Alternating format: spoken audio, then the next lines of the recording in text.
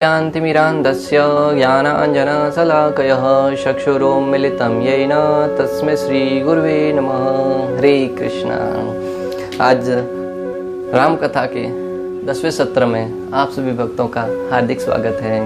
आज हम, जैसा कि आप सबको ज्ञात है, पिछले सत्र में हमने पढ़ा था कि भगवान श्री रामचंद्र की शादी हो गई थी। भगवान श्री रामचंद्र और माता जानकी का विवाह हो गया था और विवाह के उपरांत लक्ष्मण जी किस प्रकार माता सीता के भगवान श्री रामचंद्र को वरमाला पहनाने में उनकी सहायता करते हैं और एक गुरु की भूमिका निभाते हैं। और जैसे ही भगवान श्री रामचंद्र और माता सीता का ब्याह हो जाता है, वहां पर उपस्थित जो उनकी दोनों की जोड़ी थी, वहां पर उपस्थित लोग हैं, वो बहुत ही ध्यान से, मग्न से, प्रेम से उनको निहार रहे थे। गोस्वामी जी तो लिखते हैं कि स्वयं सुंदरता ही वहां पर उनके सौंदर्य का रूप लेकर जैसे खड़ी हो वैसे सुशोभित हो रहे थे। आज हम देखते हैं कि जब किसी का ब्याह होता है, शादी होती है, तो वो नए नए वस्त्र और आभूषण पहनकर अनेक प्रकार का श्रृंगार करते हैं। तब हालांकि दैनिक जीवन में उनका अलग ही रूप होता है और जब ब्याह करते हैं तब अलग ही सौंदर्य का निखार आता है। जब इस भौतिक जगत के साधारण जीवों का इतनी सुंदरता को हम देखते हैं, तो भगवान श्री रामचंद्र संपूर्ण सृष्टि के एकमात्र मालिक और स्वयं देवी सीता, जब उनके सौंदर्य के विषय में बखान करना जाए तो हमारा मुख है वो कम पड़ जाएगा। गोस्वामी जी लिखते हैं कि उनके सौंदर्य की परिकल्पना भी नहीं की जा सकती। जिसने जिस भाव में खड़ा था, उसी भाव में खड़े खड़े आशा एक टक भगवान को निहारने लगे, भगवान को देखने लगे कि कितना सौंदर्यमान, देदीप्यमान और प्रसन्नचित्त नजर आ रहे हैं। अहो भाग्य जो उस शादी में सम्मिलित हुए थे।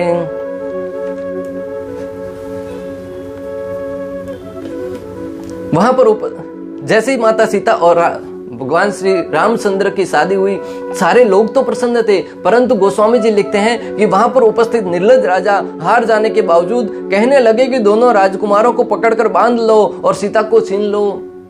दुष्ट व्यक्तियों की भौतिक जगत में कमी नहीं है। ये आज की बात नहीं है। त्रेता युग में जब भगवान श्री रामचंद्र और लक्ष्मण जी यहाँ पर मौजूद थे, तब भी स्वयं रामचंद्र ने धनुष को उठाकर धनुष यज्ञ को संपन्न करके माता सीता को जीता था। जो राजा उस धनुष को उठाना तो दूर की बात है, उनको हिला भी नहीं पाए थे। और उसमें पराजित होने के उपरांत भी उनके अहंकार को तो देखो, अहंकार की सोट को तो देखो। जिस प्रकार एक सर्प के पूंछ पर पांव रखने से वो फुंफकार कर खड़ा हो जाता है, उसी प्रकार उन राजाओं के अहंकार को ऐसी चोट लगी, वो फुंफकार कर खड़े हो गए और कहने लगे कि उन दोनों राजकुमारों को बंदी बना लो और सीता को उनसे छीन लो।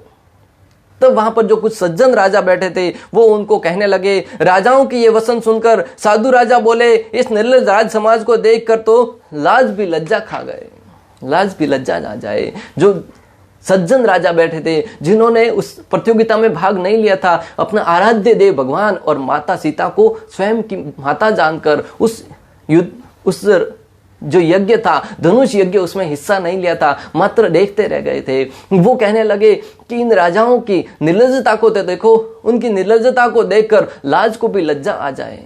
ऐसे जघन्य अपराध कर रहे हैं। सज्जन पुरुष उन मूर्ख राजाओं को कहने लगे, सीता जी के लिए तुम्हारा लालच भी वैसा ही व्यर्थ है जैसे गरुड़ जी का भाग कुहासा है। सज्जन राजा उन मूर्ख राजाओं को संबोधित करते हुए कहने लगे कि सीता जी को प्राप्त करने की तुम्हारी जो इच्छा है ना, तुम्हारा जो अधिकार है वो भी ऐसा ही है जिस प्रकार गरुड़ जी का हिस्सा है वो कौवा सा है। गरुड़ जी विशाल है, पक्षियों में राजा है, और उनके हिस्से में जो उनके पक्ष इच्छा है, उसको कुआं अगर प्राप्त करना चाहेगा तो क्या उसकी शक्ति है, सामर्थ्य है कि उसको प्राप्त कर सकेगा? तो माता सीता के ऊपर अधिकार रामचंद्र का है, तुम्हारा अधिकार नहीं है। तुम उसे इच्छा करने का प्रयास मत करो। आगे कहते हैं, सिंह का भाग खरगोश सा है। अगर किसी सिंह ने किसी को शिकार अपना बना लिया और खरगोश इच्छा करे कि मैं शेर के मुख से उसको छीन लूंगा, क्या ये संभव है? नहीं संभव है। बिना कारण ही क्रोध करने वाला अपनी कुशल सा है। बिना किसी कारण के दूसरे के ऊपर क्रोध करेंगे तो स्वाभाविक है सामने वाला एक खींच कर तुम्हारे ऊपर चाटा मारेगा। बिना किसी कारण के तुम किसी ऊपर क्रोध कर रहे हो और चाह रहे हो कि तुम्हारी कुशल सेम बनी रहे, नहीं बनी रह सकती, तुम्हारा अहित होगा। उसी प्रकार राजा है वो भगवान से ऐसी आशा रख रहे थे कि वो सीता जी को प्राप्त कर सकें। शिव जी से विरोध करने वाला सब प्रकार की संपत्ति साहे, लोभी लाल से सुंदर कीर्ति साहे, कामी मनुष्य निष्कलंकता साहे, श्री हरि के शरणों से विमुख मनुष्य परम गति को साहे। लोभी व्यक्ति है वो समाज में सम्मान साहे। लोभी व्यक्ति किस प्रकार सम्मान प्राप्त कर सकता है? उसके पास धन है, ऐश्वर्य है, परंतु उस धन का उपयोग नहीं कर सकता, और उस धन के उपयोग नहीं करने के कारण समाज में उसकी कीर्ति नहीं बढ़ सकती, क्योंकि धन है परंतु उस धन के ऊपर काला नाग बिठा के रखा है। उस धन का उपयोग नहीं होने वाला तो व्यक्ति किस प्रकार जीवन में प्रगति कर पाएगा? हरि के शरणों से विमुख होकर मनुष्य परम गति को साहे। भगवान श्री हरि के शरणों की गति प्राप्त किए बगैर ही व्यक्ति परम गति को प्राप्त करना चाहता है, मुक्ति से आ रहा है, वो व्यक्ति निरर्थक है। इस प्रकार राजाओं ने अनेक प्रकार से शब्दों से उन मूर्ख और दुष्ट राजाओं को कोसना प्रारंभ किया। वहां पर कोलाहलपूर्ण स्थिति उत्पन्न हो गई। उसी मौके पर शिवजी के धनुष का टूटना सुनकर भृगुकुल रूपी कमल के सूर्य परशुराम जी आ पधारे। वहां पर राजाओं के बीच में घमासान तो था ही, परंतु जैसे ही शिव धनुष के टूटने की गंजार सुनी, टूटने की टंकार सुनी, तब तपस्या कर रहे भृगुकुल शिरोमणि स्वयं परशुराम जी ने सुना कि मेरे आराध्य देव शिव जी के धनुष को किसी ने तोड़ दिया है। उसकी टंकार को सुनकर तुरंत भृगुकुल मणि शिरोमणि परशुराम जी वहां पर पधारे। परशुराम जी को देखकर राजाओं के मन में भय उत्पन्न होने लगा। जो राजा अभी तक कह रहे थे कि हम राम और लक्ष्मण को बंदी बनाकर सीता जी को छीन लेंगे, वो परशुराम जी को आगमन को देखकर अंदर से भयभीत होने लगे, सोचने लगे कि हम इस सभा के संपन्न होने से पूर्व ही, संपन्न होते ही यहां से निकल क्यों नहीं गए? हमारा अहो दुर्भाग्य तो देखिए कि सभा पूर्ण होने के उपरांत भी हम यहीं पर टिके रहे और हमें ये देखना पड़ा, क्योंकि परशुराम जी ने 21 बार क्षत्रिय समाज का संहार किया था। जो अहंकारी राजा थे, जो दुष्ट राजा थे, जो समाज पर अत्याचार कर रहे थे, उनका संहार किया था। वो गोस्वामी जी लिखते हैं कि वहां पर उपस्थित राजागण है, वो अपने अपने माता पिता सहित अनेक पुरखों का नाम ले लेकर परशुराम जी को प्रणाम करने लगे, उनको दंडवत प्रणाम करने लगे कि इस धनुष को तोड़ने में हमारा कोई हाथ नहीं है, हमारे पूर्वजों ने भी तुम्हारी प्रार्थना की है, तुम्हारी भक्ति की है, और हम भी तुम्हारे को अपना आराध्य मानते हैं, प्लीज हमारे ऊपर कृपा कीजिए। यहाँ पे बहुत ही सुंदर शिक्षा मिलती है भक्तों कि परशुराम जी ने क्षत्रिय समाज के प्रति जो उनको मारा था वो किसी द्वेष के कारण नहीं। परशुराम जी स्वयं भगवान श्री हरि के अंश अवतार हैं।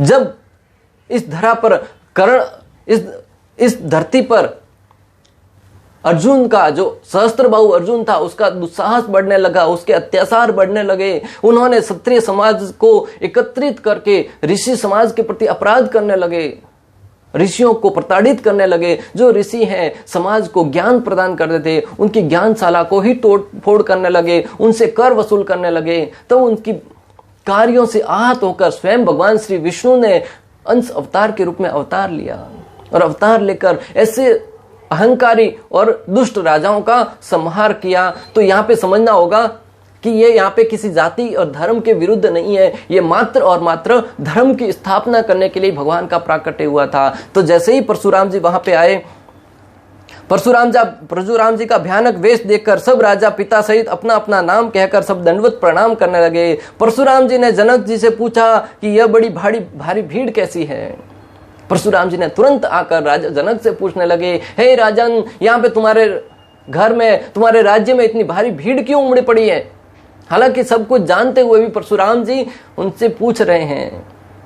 तब जनक जी ने सारा वृत्तांत के सुनाया कि मेरी पुत्री सीते का शादी था, आप भी उनको प्रणाम कीजिए। सीता को बुलाकर उनके चरणों में लगाया और परशुराम जी ने उनको आशीर्वाद भी दिया। तब राजा जनक ने सारा वृत्तांत के सुनाया। पृथ्वी पर धनुष के टुकड़े पड़े देख परशुराम अत्यंत क्रोधित हो गए। जैसे ही माता सीता को आशीर्वाद दिया और वहां पर अपनी आंखों को मरोड़ा, तब दूसरी तरफ धनुष के टुकड़ों को पड़ा हुआ देखकर परशुराम जी अत्यंत क्रोधित हो गए। उनके अपने स्वभाव के अनुरूप ही क्रोध में आकर परशुराम जी है वो बहुत ही क्रोध में आकर जनक जी से पूछने लगे, हे राजन, इस धनुष को किसने तोड़ा है? कहने लगे, अरे मूर्ख राजा, बता धनुष किसने तोड़ा है, उसे शीघ्र दिखा, नहीं तो अरे मूढ़, आज मैं जहां तक तेरा राज्य है वहां तक की पृथ्वी को उलट दूंगा। परशुराम जी के क्रोध को देखकर राजा जनक भी भयभीत हो गए। राजा जनक परशुराम जी के ऐसे वाक्यों को सुनकर कि तुम्हारी पृथ्वी को उलट दूंगा, उसका तुरंत नाम बता, राजा जनक सोच में पड़ गए कि आज अभी अभी तो मेरी बेटी की शादी हो गई है, शादी हुई और अभी मैं उनके पति का नाम बता दूंगा तो मेरी बेटी का सुहाग उजड़ जाएगा। कौन पिता चाहेगा कि उसकी बेटी का सुहाग शादी के दिन ही उजड़ जाए। उस बेटी के, और आज तो बेटी की शादी भी अलग जगह कर सकते हैं। उस समय का रिवाज था कि बेटी थी वो इतनी सती व्रता होती थी, अपनी पत्नी व्रता होती थी कि वो पति के जाने के उपरांत इस भौतिक जगत में जीना भी नहीं चाहती थी। जो सती प्रथा थी वो किसी दबाव में आकर नहीं थी, उस समय की मांग थी। जो पत्नी होती थी वो पति के सिवाय किसी और पति को नहीं, किसी और पर पुरुष की तरफ उसकी निगाह तक नहीं जाती थी। और उस स्थिति में वो पत्नी सोचती थी कि मेरे पति की अनुपस्थिति में इस धरा में जीकर क्या करूंगी, और वो अपने पति के साथ ही पतिलोक में चली जाती थी। परंतु समय के साथ धीरे धीरे परिवर्तित होता गया। आज हम देख रहे हैं कि पत्नी पति के प्रति कोई लगाव नहीं होता। हो सकता है कि कुछ शारीरिक आवश्यकताओं के कारण हो, परंतु ज्यादातर क्या होता है कि पत्नी और पति मात्र और मात्र एक दूसरे की सहायता करने के लिए, एक दूसरे को इच्छा पूर्ण करने के लिए ही शादी करते हैं। उनका विशेष प्रेम कोई नहीं होता। इसलिए शादी के उपरांत या शादी से पहले भी अनेक प्रकार के ऐसे कार्य करते हैं जो समाज में नहीं करने चाहिए। तो सती प्रथा थी, मैं आपको जो यहाँ पे बताना चाह रहा हूं कि सती प्रथा थी वो इसके लिए थी कि पत्नी है वो पति के साथ जा सके स्वेच्छा से, किसी प्रकार के दबाव के बिना। राजा जनक को मौन देखकर प्रभु राम तुरंत बोल पड़े कि स्वामी, धनुष तोड़ने वाला आप ही का कोई दास होगा। क्या आज्ञा है, मुझे आप क्यों नहीं कहते। राजा जनक को मौन देखकर भगवान श्री रामचंद्र ने बागडोर संभाली। भगवान श्री रामचंद्र ने तुरंत आगे आए और परशुराम जी से कहने लगे, हे भगवान, स्वामी के प्रति स्वामी का धनुष तोड़ने वाला निश्चित रूप से आप ही का कोई दास होगा, वरना किसका साहस, किसका दुस्साहस कि वो तोड़ सके। आपका ही कोई सेवक होगा। कहिए ना, मुझसे क्यों नहीं कहते कि मेरे लिए क्या आज्ञा है। अब राजा जनक को क्यों धमका रहे हैं। तब लक्ष्मण जी आग में घी की आहुति की तरह बोलने लगे। लक्ष्मण जी भगवान श्री रामचंद्र के आगे आते ही तुरंत लक्ष्मण जी कहने लगे, अरे ऋषिवर, अरे मुनिवर, हमने तो लड़कपन में अनेक प्रकार की धनुरियां तोड़ डाली, तब तो आपने क्रोध नहीं किया। आज एक पुराने धनुष के टूट जाने पर इतना क्रोध क्यों करते हैं।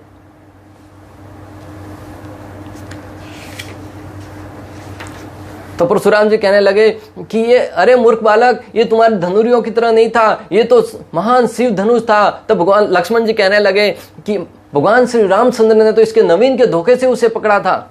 हमारे लिए तो धनुष है वो सब एक ही समान है। धनुष होता ही मात्र युद्ध करने के लिए, भले वो शिव धनुष हो या कोई साधारण धनुष हो। भगवान श्री रामचंद्र ने तो इसको नवीन के धोखे से पकड़ा था कि इसको मैं पकड़कर उठा लूं, परंतु ये इतना जीर्ण शीर्ण था, इतना पुराना था कि उसे उठाते ही वो टूट गया। तो इसमें भगवान रामचंद्र का क्या दोष।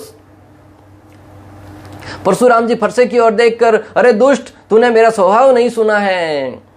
परशुराम जी अपने फरसे को उठाकर लक्ष्मण को डराते हुए कहने लगे कि हे दुष्ट, तूने मेरे स्वभाव को नहीं सुना है, तुम मेरे परसे की धार को नहीं जानते, परसे के बारे में तुम नहीं जानते। अगर तुम जरा भी मेरे परसे के बारे में जानते होते तो इस प्रकार का दुस्साहस नहीं करते मेरे सामने आने का। अरे मूर्ख, क्या तू मुझे नीरा मुनि ही जानता है। मैं बाल ब्रह्मचारी और अत्यंत क्रोधी हूं। परशुराम जी कहने लगे कि तुम मात्र मुझे नीरा ब्रह्मचारी मानते हो, मैं बाल ब्रह्मचारी और अत्यंत क्रोधी हूं। मैंने 21 बार क्षत्रिय समाज का संहार किया है और उससे एक कुंड प्रकट किया है। और हर बार क्षत्रियों का संहार करके मैं वो राज्य था वो ब्राह्मणों को दान में देता आया हूं। क्या तुम्हें उसके विषय में ज्ञात नहीं है। क्षत्रिय कुल का शत्रु तो विश्व भर में विख्यात हूं। हे राजकुमार, हे सहस्त्रबाहु की भुजाओं को काटने वाले मेरे इस फरसे को देख। अरे राजा के छोकरे, मेरा फरसा बड़ा भयानक है। अनेक प्रकार से परशुराम जी वो अपने फरसे की अपनी महानता के बारे में बखान करते हुए लक्ष्मण को डराने का प्रयास कर रहे थे कि ये मेरे फरसे से ही मैंने सहस्त्र बाहु की बाहों को अनेक बार काटा है, उसका विध्वंस किया है, इस फरसे से तो तुम डर।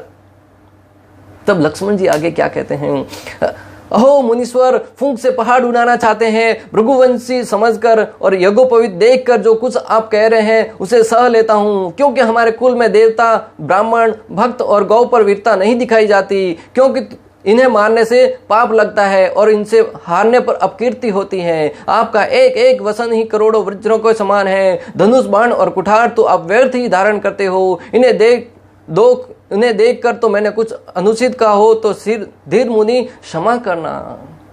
तुम जानते हो लक्ष्मण के शब्दों को सुनकर परशुराम जी के अंदर जो क्रोध था उसके अंदर अग्नि के अंदर घी डालने का काम किया लक्ष्मण के शब्दों ने। लक्ष्मण अनेक प्रकार के व्यंग्यात्मक शब्दों द्वारा कहने लगे कि तुम अपने बारे में बखान कर रहे हो। मैं जानता हूं कि तुम कौन से शूरवीर हो। तुमने अपने माता पिता के ऋण से किस प्रकार उऋण हुए हो। तुम किस प्रकार तुम्हारे वज्र से निर्दोष राजाओं को नहीं, दोषी राजाओं को तब तो मारा, परंतु अभी तुम जिसके सामने खड़े हो वो कौन है तुम जानते नहीं हो।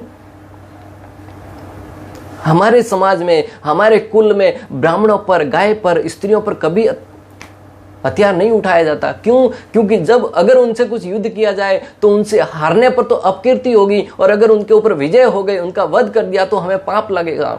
इसलिए तुम अपना यज्ञोपवीत उतार कर सामने आओ, तब युद्ध करेंगे। तुम्हारी यज्ञोपवीत देखकर मैं तुम्हें ब्राह्मण समझकर तुम्हारे से युद्ध नहीं करूंगा। तब आगे परशुराम जी कहते हैं, हे विश्वामित्र सुनो, यह बालक बड़ा कुबुद्धि है और कुटिल है, उदंड है, मूर्ख है, निडर है। यदि इसे बचाना चाहते हो तो हमारा प्रताप, बल और क्रोध बताकर इसे मना कर दो। परशुराम जी इतने में बात नहीं बनी, लक्ष्मण के मुंह नहीं लगे तो विश्वामित्र से कहने लगे कि हे मुनिवर, तुम इस बालक को मेरे बारे में बताते क्यों नहीं? मेरे ऐश्वर्य के बारे में, मेरी महानता के बारे में मैंने कितनी बार सत्य समाज का संहार किया है, उसके विजय में इसे जरा बताइए और उसे सचेत कीजिए कि ये अपनी माता को क्यों अपने पुत्र से विहीन करना चाहती है, क्यों ये अपने शरीर की आहुति देने के लिए मेरे सामने आ रहा है। तुम इसे समझाते क्यों नहीं? तब लक्ष्मण जी, हे मुनि, आपका सुयश आपके रहते दूसरा कौन वर्णन कर सकता है? तब लक्ष्मण जी और एक कदम आगे बढ़ते हुए कहने लगे, हे मुनिवर, तुम अब तक तो अपने बारे में बखान करते आए थे। मैंने उनका वध कर दिया, इतनी बार उनका वध कर दिया, शस्त्र बाहु को मार दिया। तुम्हारे रहते कोई और तुम्हारा बखान किस प्रकार कर सकता है? और मैं जानता हूं कि तुम कितने बड़े क्षत्रिय हो। तुमने अपने माता का ही गला काट दिया था। इससे बड़ा तो मातृभक्त और कौन हो सकता है? लक्ष्मण के इन वाक्यों को सुनकर परशुराम जी, आज मेरा फरसा उठ क्यों नहीं रहा है? परशुराम जी कहने लगे, आज मेरा फरसा क्यों उठ नहीं रहा है? अगर कोई एक बार भी मेरे सामने आकर कोई अपराध कर देता था तो मैं तुरंत उसका वध कर देता था, परंतु आज मेरा फरसा भी नहीं उठ रहा है। इसका कारण क्या है? लक्ष्मण जी कहने लगे कि हे ऋषिवर, तुम्हारा फरसा भी जान पड़ा। वो फरसा निर्जीव होते हुए भी जानता है, परंतु तुम सजीव होकर भी ये नहीं समझ पाते कि फरसे को कहां उठाना है और कहां नहीं उठाना।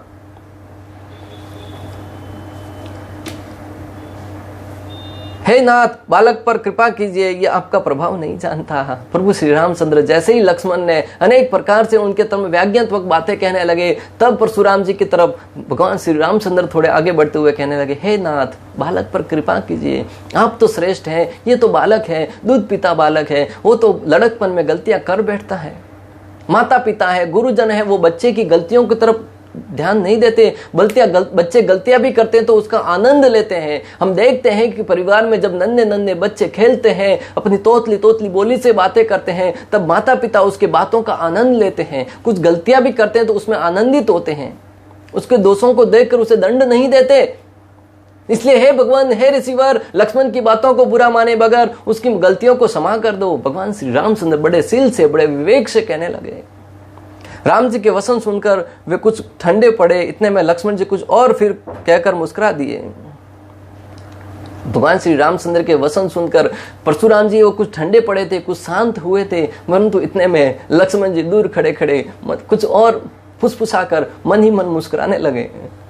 हम देखते हैं कि कभी कभी किसी बात का प्रभाव सामने वाला व्यक्ति उससे दुखी नहीं होता कि तुम थप्पड़ मार दो।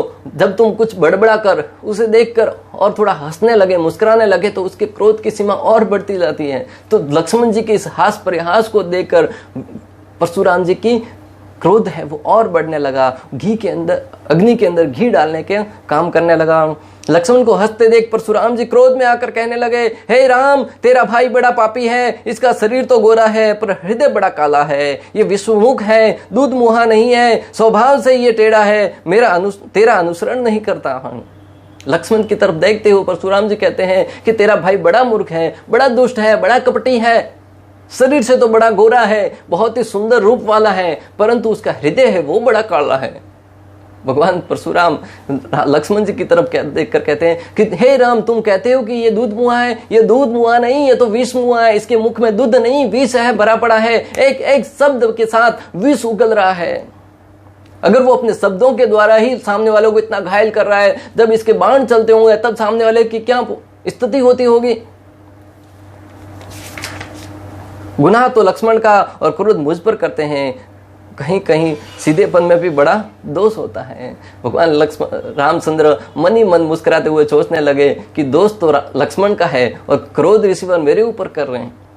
कभी कभी सीधेपन का भी सामने वाला है बड़ा फायदा उठाते हैं। जो टेढ़ा व्यक्ति है उसके प्रति कोई हिंसा नहीं दिखाएगा, कोई उसके प्रति क्रोध नहीं करेगा, परंतु जो सीधा है उसके ऊपर अनेक बार क्रोध करते हैं। हम देखते भी हैं परिवार में भी जो बच्चा उदंडता करता है या माता पिता का बात नहीं सुनता है, उसकी गलती का कभी कभी जो सीधा बेटा बच्चा है उसके ऊपर प्रहार करके उसकी गलती का दंड है वो उसे दे देते हैं। क्यों? बेचारा सीधा है। तो भगवान रामचंद्र यहाँ पे सोच रहे हैं कि मेरे सीधेपन का फायदा उठाकर रिसीवर है वो लक्ष्मण को डांटने के बजाय मुझे डांट रहे हैं। ब्राह्मण वंश की ऐसी प्रभुता है कि जो आपसे डरता है वह सबसे निर्भय हो जाता है। भगवान रामचंद्र आगे और बढ़ते हुए कहते हैं कि जो आपसे डरता है वो सबसे निडर हो जाता है, क्योंकि ब्राह्मणों के वंश की इतनी महिमा है। ब्राह्मणों से डर कर ही, ब्राह्मणों के मार्गदर्शन में ही क्षत्रिय थे वो राज करते थे। इसलिए तो क्षत्रिय समाज था वो दिन ब दिन उन्नति करता था। ब्राह्मणों के पास ज्ञान था और उस ज्ञान के प्रवेक्षण में, उनके मार्गदर्शन में जब क्षत्रिय समाज राज करता था ना, तब समाज में शांति और बहुत ही प्रसन्नता सही रहती थी। आज हम देख रहे हैं कि ब्राह्मण वर्ग का उपहास करने के कारण, ब्राह्मण वर्ग को तवज्जो नहीं देखने के कारण बाकी सब राजकाजी है वो अपने तरीके से करने जा रहे हैं। इसलिए देश में, राष्ट्र में अशांति और असमानता फैली हुई है। श्री राम के कोमल और रहस्यपूर्ण वचन सुनकर परशुराम जी की बुद्धि के पर्दे खुलने लगे। भगवान श्री रामचंद्र जैसे मुस्कुरा कर कह रहे थे, तब लक्ष्मण बीच बीच में ही बोल पड़ते थे। कभी कभी लक्ष्मण कुछ और व्यंग्यात्मक बातें कहने लगते थे। तब परशुराम जी और क्रोधित होकर लक्ष्मण राम जी से कहते थे, तुम्हारे भाई की तरफ देखकर तो कहो, तुम्हारा भाई वो कितना बुरी है, इसको यहाँ से दूर क्यों नहीं लेके जाते। तब लक्ष्मण जी बीच में बोल पड़े कि मुनिवर, आंखें बंद करने से कुछ नहीं दिखेगा। कहने का तात्पर्य है कि अगर तुम अपनी आंखें बंद करोगे तो मैं दिखूंगा ही नहीं, मुझे दूर जाने को क्यों कह रहे हो। ऐसे अनेक प्रकार से व्यंग्यात्मक बातें सुनकर परशुराम जी का क्रोध और बढ़ने लगा। तब श्री रामचंद्र ने टेढ़ी निगाहों से लक्ष्मण की तरफ देखा और इशारे में कहा। लक्ष्मण जी कुछ शर्मा गए और दूर चले गए। लक्ष्मण जी जैसे ही दूर गए तब भगवान श्री रामचंद्र और आगे आते और लक्ष्मण परशुराम जी से कहने लगते कि परशुराम, ये तुम्हारा दोषी ये नहीं, तुम्हारा दोषी तो मैं हूं। मैंने धनुष तोड़ा है, तुम उसके ऊपर क्रोध करने के बजाय मुझसे क्यों नहीं कहते हैं। फिर धीरे धीरे जैसे ही वार्तालाप आगे बढ़ती गई, परशुराम जी को कुछ विवेक आने लगा और वो भगवान श्री रामचंद्र को परम भगवान के रूप में धीरे धीरे समझने लगे कि मेरा परशु भी नहीं उठ रहा है और स्वयं सामने राम है वो भी कितने सिलवान है, कितने गुणवान है। पहले तो कह रहे थे तो राम नाम रखने से कोई राम नहीं बन जाता, मैं भी परशुराम हूं, परंतु तुम राम नाम रखने से राम नहीं बन जाते। उस प्रकार अनेक प्रकार से कहा, परंतु धीरे धीरे परशुराम जी के अंदर विवेक, जैसे जैसे क्रोध कम होता गया, विवेक है वो स्थान लेता गया। इसलिए यहाँ पे बहुत ही सुंदर शिक्षा मिलती है कि व्यक्ति क्रोध के अंदर आता है तब उसे विवेक, अच्छे बुरे का ज्ञान नहीं रहता। उसे भगवान के सामने खड़े होते हुए भगवान को नहीं पहचान पा रहे। क्यों? क्योंकि उनका क्रोध है वो साथ में आसमान पर था। इसलिए हमारे अंदर जब अहंकार आता है, क्रोध आता है, तब व्यक्ति सामने वाले को नहीं समझ पाता है। हमें जब भी जीवन में क्रोध आए तो शांत हो जाना चाहिए और जब शांति हो तब कोई निर्णय लेना चाहिए। परशुराम जी श्री राम की जयकार करने लगे। धीरे धीरे परशुराम जी ने भगवान श्री रामचंद्र से कहा कि ये मेरा बाण धनुष है, तुम इसे चलाकर देखो, इसके ऊपर अगर तुमने प्रत्यंचा चढ़ा ली तो मैं समझ जाऊंगा कि तुम स्वयं भगवान हो। जैसे परशुराम जी ने धनुष दिया, उसके ऊपर भगवान श्री रामचंद्र ने बाण चलाया और भगवान ने कहा कि इस बाण को छोड़ू कहा। परशुराम जी ने कहा अभी छोड़ने की आवश्यकता नहीं है, अभी तुमने उसको चढ़ा दिया है। भगवान ने कहा कि प्रत्यंचा चढ़ा दी है और धनुष के ऊपर बाण रख दिया है तो इसे तो छोड़ना ही पड़ेगा। परशुराम जी निवेदन करने को कहने लगे, मेरे क्रोध के ऊपर चला दो, मेरा क्रोध है वो बहुत ही समय समय पर बढ़ता रहता है, उस क्रोध को समाप्त कर दो। भगवान श्री रामचंद्र ने उस बाण धनुष को खींचा, तुरंत उसको गति दिया और परशुराम जी के क्रोध को समाप्त कर दिया। भक्तों, हमें भी भगवान से, जब भी भगवान के सामने जाए, भगवान से प्रार्थना करें, हे भगवान मेरे क्रोध को समाप्त कर दीजिए, मेरे अंदर बैठे हुए काम, क्रोध, लोभ, मोह, अनेक प्रकार के अनर्थ हैं, उनको समाप्त करो। जब हमारा क्रोध शांत हो जाएगा तब व्यक्ति विवेकशील हो जाएगा, विवेकपूर्ण हो जाएगा, ज्ञानी हो जाएगा, और उस ज्ञान की अवस्था में व्यक्ति जीवन में अनेक प्रकार के ऐसे ऐसे कार्य कर सकता है जो क्रोध के वश में आकर नहीं कर सकता। तब भगवान को भगवान रूप में जानकर परशुराम जी, भगवान श्री रामचंद्र की जय, श्यावर रामचंद्र की जय, भगवान श्री रामचंद्र लक्ष्मण की जय, इस प्रकार अनेक प्रकार की जय जयकार करते हुए भगवान का यशोगान करने लगे। और उनके जयकार को देखते हुए जो दुष्ट राजा खड़े थे वो मन ही मन पहले तो मुस्कुरा रहे थे, प्रसन्न हो रहे थे, हंस रहे थे कि आज आया ऊंट पहाड़ के नीचे, धनुष, सिर्फ धनुष को तोड़ा है, अभी हमारा काम परशुराम जी कर देंगे, इस राम और लक्ष्मण जैसे चोकरों को वध कर देंगे, उनको मार देंगे।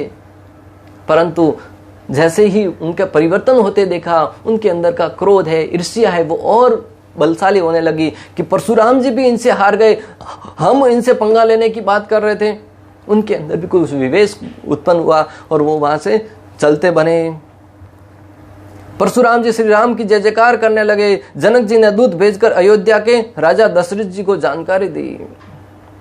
फिर कुछ समय के उपरांत राजा जनक के राज्य से परशुराम जी है वो वहां से चले गए, और परशुराम जी के जाने के उपरांत राजा जनक ने कुछ दूत भेजकर राजा जनक को इसके विषय में, राजा दशरथ को इसके विषय में सब जानकारी दी कि किस प्रकार रामचंद्र है वो स्वयंवर में विजय हो गए हैं, और तुम आकर उनका शादी बारात लेकर आइए और उनका शादी समारोह वो संपन्न कीजिए। भगवान श्री रामचंद्र की और माता सीता का शादी है वो किस प्रकार आगे जाकर हम देखेंगे, किस प्रकार बहुत ही न्याय सहित और बहुत ही सुंदर तरीके से देवताओं के मार्गदर्शन में, देवता भी वहां पर उस शादी में देखने के लिए आते हैं। इतनी भव्य शादी की गई, इतनी बहुत ही उत्कृष्टता की शादी की गई, उसको देखने के लिए देवता लोग भी वहां पर आकर विराजमान होते हैं। तो इस प्रकार आज के अध्याय का हमने अनेक प्रकार से समझा कि परशुराम जी और भगवान श्री रामचंद्र का सामना किस प्रकार हुआ, वहां पर उपस्थित जो द्वेषी राजा थे उन्होंने किस प्रकार सामना किया। अनेक बातों से समझा कि हमें भगवान के सामने जाए तब किस प्रकार उनका सामना करना चाहिए। अगर हम परशुराम जी जैसे महान व्यक्ति भी क्रोध में आकर भगवान के महिमा को नहीं जान पाए तो हम क्रोध में आकर किसी भी व्यक्ति के महिमा को क्या जान पाएंगे। हमें क्रोध पर नियंत्रण रखना चाहिए, और क्रोध पर नियंत्रण रखने का एकमात्र सिद्धांत है कि भगवान के नाम का भजन करें, भगवान श्री रामचंद्र को प्रार्थनाएं करें, याचनाएं करें, प्रतिदिन सवेरे उठकर भगवान के नाम का जप करके भगवान को निवेदन करें, हे भगवान मैं आपकी शरण में आया हूँ, मेरे कष्टों को, मेरे जीवन के अनेक प्रकार के अनर्थ हैं उनको दूर करके मुझे सुख शांति प्रदान करें और उस अवस्था में मैं आपका भजन कर सकूं। इस प्रकार आज के अध्याय का हमारा अध्याय को विराम देते हैं। अगले सत्र में पुनः मिलेंगे। आप सभी का अंत तक हमारे साथ बने रहने के लिए बहुत बहुत धन्यवाद। श्रील प्रभुपाद की जय। श्यावर रामचंद्र भगवान की जय। हरे कृष्णा कृष्ण कृष्ण हरे हरे, हरे राम राम